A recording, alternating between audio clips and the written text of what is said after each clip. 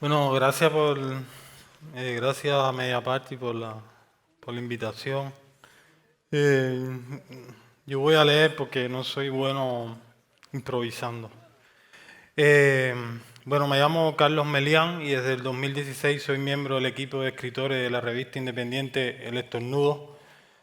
Todos somos amigos y bueno, y nos queremos mucho y eso.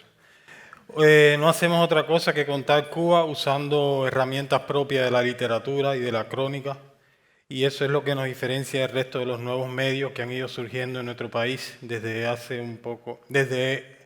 un poco antes de que Raúl Castro y Barack Obama decidieran embarcarse en un proyecto real de normalización de relaciones entre ambos gobiernos, que fue muy bonito. Si otros medios independientes dan un panorama macro de la sociedad cubana, hablando de comunidades en riesgo, cambio climático, etcétera, como periodismo de barrio, que el colega mío anda por ahí, o de emprendimientos y emprendedores como El Toque, que no vino nadie, pero es un proyecto muy interesante. Nosotros nos tomamos en serio sentar al sector en el living, sentar al lector en el living del hogar de nuestros personajes, contando sensaciones de fortuna o desgracia, de luz y calor, o las disyuntivas morales de los nuevos tiempos, donde una de las utopías del siglo XX, la Revolución Cubana, corre riesgo de desaparecer si no se actualiza y rescata para sí demandas de las sociedades modernas, tales como las libertades plenas de expresión y de crítica. Se me pasó.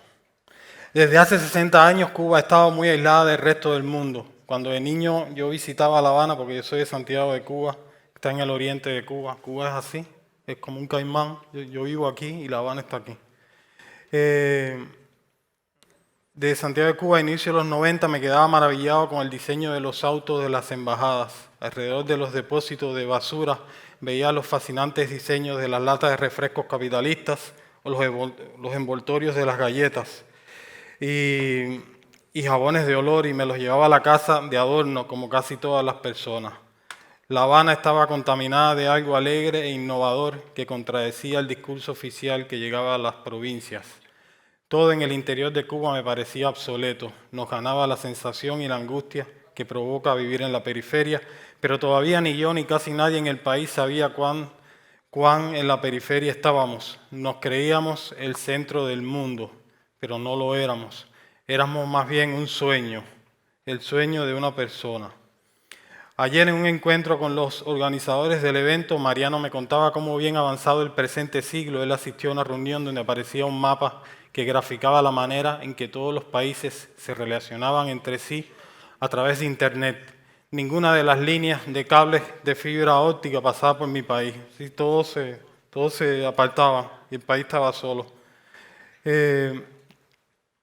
Y el principal argumento utilizado por las autoridades cubanas para justificar esa desconexión era el bloqueo o embargo económico de Estados Unidos contra el gobierno de Cuba, lo cual no es mentira del todo.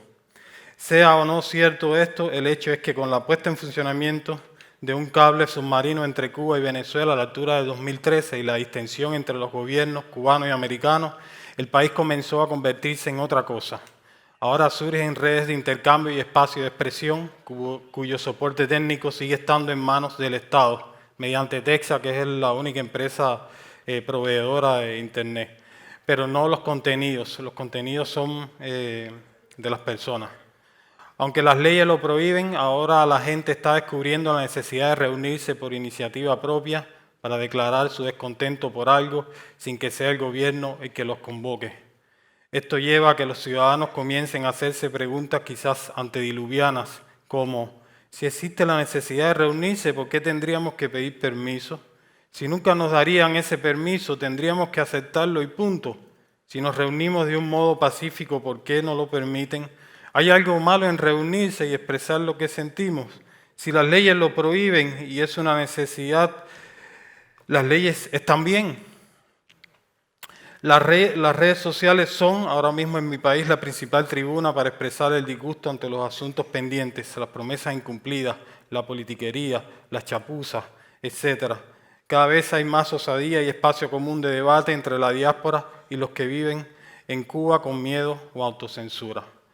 Una cosa es lo que sucede en el Parlamento cubano. Es decir, a veces en las redes sociales no se sabe quién vive en Cuba y quién vive fuera de Cuba. Entonces eso como se va volviendo pegajoso, ¿no? Y la gente en Cuba dice, bueno, ¿y por qué yo no puedo decir eso si yo también estoy súper molesto con esto? Entonces, una cosa es lo que sucede en el Parlamento cubano, que no le causa ningún disgusto ni dolor de cabeza al presidente y donde las leyes se votan por unanimidad, y otra cosa es lo que acontece en las redes sociales, donde la opinión es libre. Lo interesante es que el presidente vive respondiendo a los ataques y burlas que reciben en las redes sociales, incluso informaciones que da a veces el estornudo, crónicas que hacemos y comentarios que hay. Y donde cualquiera le canta que está desnudo, ¿no? Sí, el rey desnudo. Es el espacio donde se siente la necesidad de encontrar contenidos más afines con esas realidades problemáticas, y el estornudo ofrece ese tipo de contenidos. El resultado de todo esto es que mi país es un terreno virgen aún en cuanto a cualquier tipo de emprendimiento. Cualquiera es pionero en Cuba de cualquier cosa. Recién tenemos internet en los móviles, recién aparece nuestro primer Uber y hace poco tenemos una experiencia parecida a Amazon. Y en ese marco es que surge El Estornudo, un proyecto que trajo a Cuba la posibilidad de narrar el país como si el lector estuviera con los 5 sentidos en donde transcurren los hechos. El estornudo arroja talco a esos muros invisibles que coloca el Estado y describe qué pasa en el alma de las personas al descubrir esos muros. Pero también narramos lo que sale de ese rango de influencia. También nos gusta creer que no estamos saliendo del poder absorbente de la gran figura que gobernó nuestro país hasta hace un par de años. Una figura a la que no pocos odian y aman al mismo tiempo. Voy a resumir esto. En Cuba no hay asesinatos, no matan a periodistas, pero usar una metáfora indebida es tan real y punible como el robo de una bicicleta o un collar de joyas. Estamos acá, mi colega y yo, de Periodismo de Barrio, y no en la cárcel porque ante algunas figuras y bloques políticos internacionales a las autoridades cubanas les sale muy caro apresar personas por escribir contenido incómodo y porque acaso a ellos mismos les daría pudor hacerlo. Personalmente creo que las reformas económicas y sociales que hizo Raúl Castro provienen de cierta madurez, digamos que humanística, y que esa noción de horizontalidad ha ido contaminando al resto de los altos cuadros dirigentes del país. Antes había como un sol que cegaba a todo el mundo y era como todo era muy a grosso modo. Yo creo que ahora ellos son más sensibles en cuanto a los derechos que pueda tener una persona de criticar, ¿no?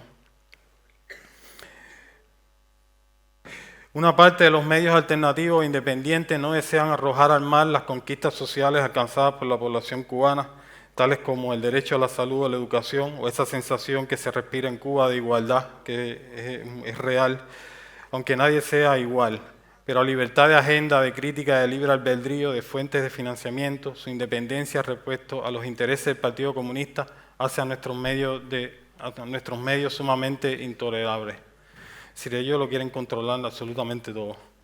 Ayer alguien nos preguntaba qué satisfacción recibíamos a cambio. Es decir, en Cuba, esto me lo salté, en Cuba siempre nos están, como se dice en Cuba, poniendo el dedo. Nos hace la policía política, nos interroga, no nos deja salir de la casa a veces, cuando hay una cobertura. Es cierto que no nos matan, pero sí nos pueden...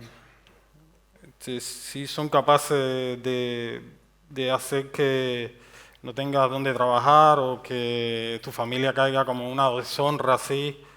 Todo es como una fábula, ¿sabes? Y ayer alguien nos preguntaba qué satisfacción recibíamos a cambio, porque debería haber alguna, ¿no? Yo respondí que da mucha satisfacción decirle al rey que está desnudo, pero tampoco esa era la respuesta. Creo que el estornudo existe porque por primera vez escribimos en una revista hecha a nuestra imagen y semejanza. No sabíamos qué era eso. Miles de lectores nos leen hoy tanto dentro como fuera de la isla usando proxies o pidiendo que nuestros contenidos sean compartidos porque el estornudo está bloqueado en Cuba. Y creo que es poderosa la noción esa abstracta de libertad creativa que nosotros amasamos, ¿no? y es poderoso sentir que no nos rendimos. Y es súper rico así sentirse como en una tabla de surf así arriba de una ola así y tener como que la libertad esa de... Realmente no sé por qué lo hago. No pude responder esa pregunta porque realmente nos quita mucho eso de la paz que en la que yo siempre he querido.